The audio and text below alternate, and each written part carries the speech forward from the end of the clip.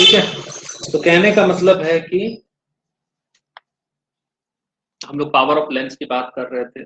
Power of lens में जो है आपको सबसे पहले आपको समझना है कि it is given as 1 by focal length, ठीक है, और इसका यूनिट डायोप्टर है।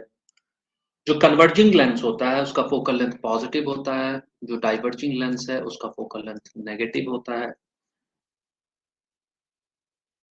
कन्वर्जिंग लेंस का वो क्या हो जाएगा, पॉजिटिव हो जाएगा, ठीक है, और डाइवर्जिंग लेंस का चूंकि फोकल लेंथ नेगेटिव है तो पावर भी नेगेटिव हो जाएगा। ये आपको ध्यान देना, ठीक है।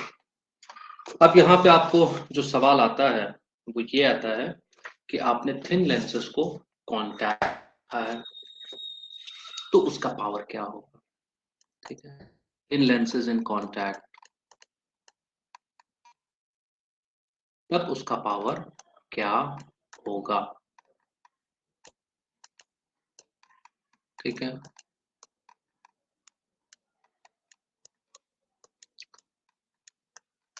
तो कहने का मतलब है कि आप इस तरीके से कांटेक्ट में रख सकते हैं इसको, ठीक है, इस तरीके से कांटेक्ट में ये, ठीक है। तो इस कंडीशन में जो आपका है जो फोकल लेंथ आएगा वो इक्विवेलेंट लेंस का आएगा, ठीक है। तो जो फोकल लेंथ होगा वो इक्विवेलेंट लेंस का आपको निकालना होगा, तभी आप पावर निकाल सकते हैं।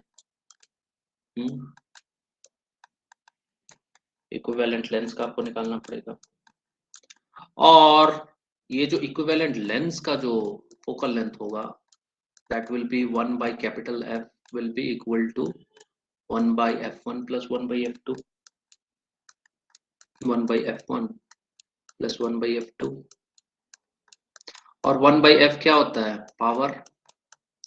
So for thin lenses in contact power will be given as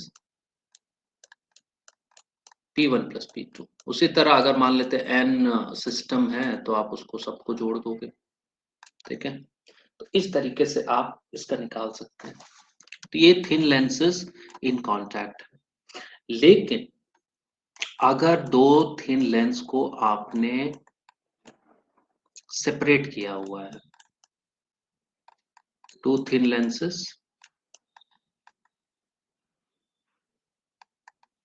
separated by a distance,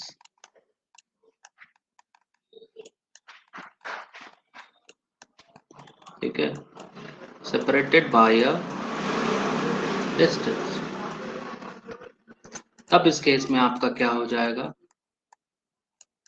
तब इस केस में आपका जो पावर हो जाता है, जो फोकल लेंथ हो जाता है, सबसे पहले फोकल लेंथ पे बात करेंगे। तो फोकल लेंथ जो हो जाएगा इक्विवेलेंट लेंस का वो हो जाएगा 1 by F1 plus 1 by F2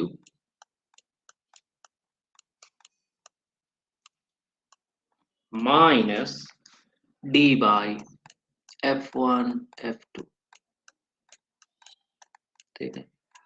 तो एज अ रूल इस कंडीशन में आपका इक्विवेलेंट जो लेंस है उसका पावर हो जाएगा P is equal to P1 plus P2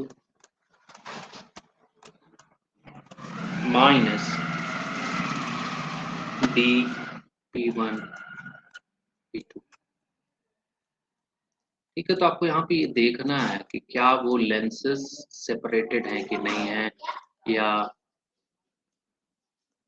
contact में है, ठीक है। तो अकॉर्डिंगली आपको रिलेशन का इस्तेमाल करके प्रॉब्लम को सॉल्व करना है, ठीक है। तो ये भी एक इम्पॉर्टेंट एरिया है जहां से आपको क्वेश्चन बन रहा है और पूछे जाते हैं। इसके अलावा जो थ्योरेटिकल क्वेश्चंस ये लोग बनाता है वो डिफेक्ट ऑफ इमेजेस से बनाता है। हालांकि ये अब पूछने की संभावनाएं कम है, ठीक है, लेकिन पूछ सकते हैं, ऐसा कुछ नहीं है कि इमेज बन रहा है तो उसमें क्या डिफेक्ट आ सकता है। तो अगर डिफेक्ट अराइज करता है if light of single colour is used तो उसको हम लोग मोनोक्रोमैटिक एबरेशंस बोलते हैं, मोनोक्रोमैटिक। मतलब सिंगल कलर, मोनोक्रोमैटिक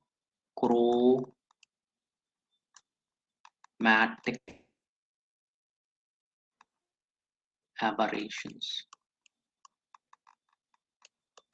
ठीक है, पार्ट है जिसको एक बार देख लेना जरूरी है। ठीक है, तो कहने का मतलब है अगर single light of single colour से अगर होता है तो उसको मोनोक्रोमैटिक एबरेशंस बोलते हैं, और दूसरा होता है आपका क्रोमैटिक एबरेशंस। ठीक है, क्रोमैटिक एबरेशंस, ये chromatic aberrations arise because of variation in refractive index, chromatic aberrations. ठीक है, so this arises because variations in mu,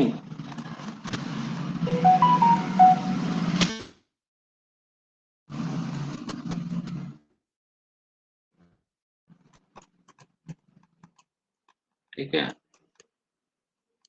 तो वेरिएशंस इन म्यू के आधार पे ये। ठीक है, अब उसी तरह मोनोक्रोमैटिक एबरेशंस में भी आपको बहुत सारी चीजें पढ़ने को मिल सकती हैं, जैसे कि पहला आपको मिल सकता है स्फेरिकल एबरेशंस।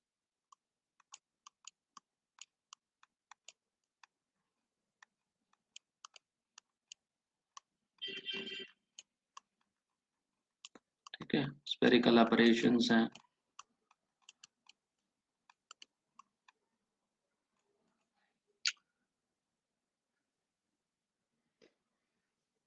तो कहने का मतलब है कि इस टाइप का आपको, मान लीजिए स्फेरिकल सरफेस है और रेज ऑफ लाइट आ रहे हैं पैरेलली।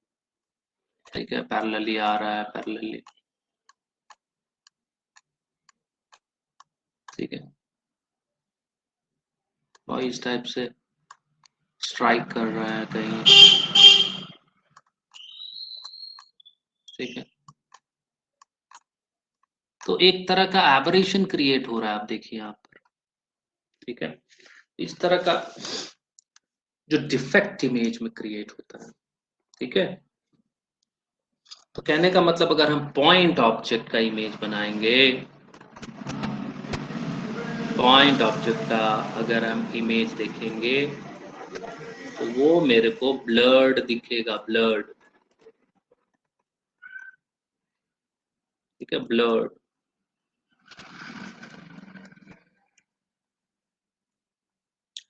तो इसको हम लोग बोलते हैं स्फेरिकल एबरेशंस।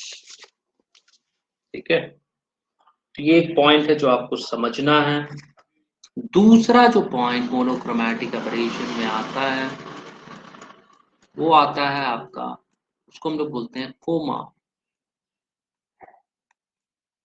कोमा। ठीक है, तो कहने का मतलब है कि अगर आप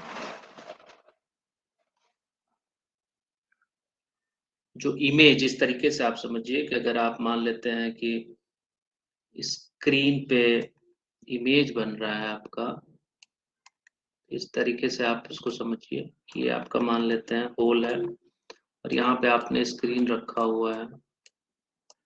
ठीक है,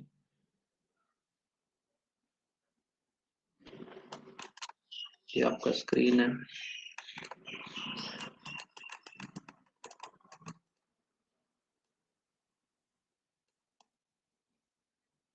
ठीक है, तो इमेज ऑफ पी जो है वो सही ढंग से नहीं बनता है। ठीक है, तो एक्सेस था आपका।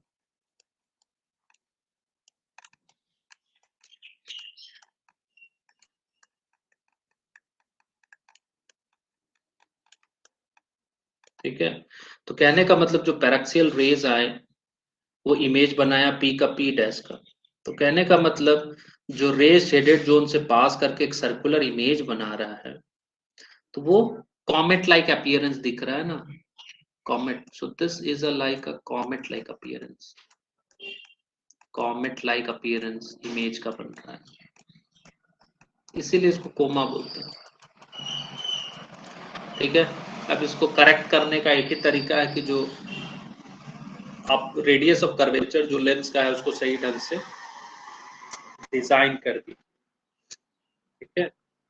अब उसके बाद तीसरा पॉइंट जो आता है मोनोक्रोमैटिक एबरेशन का, उसको हम लोग बोलते हैं एस्टिग्मेटिज्म। एस्टिग्मेटिज्म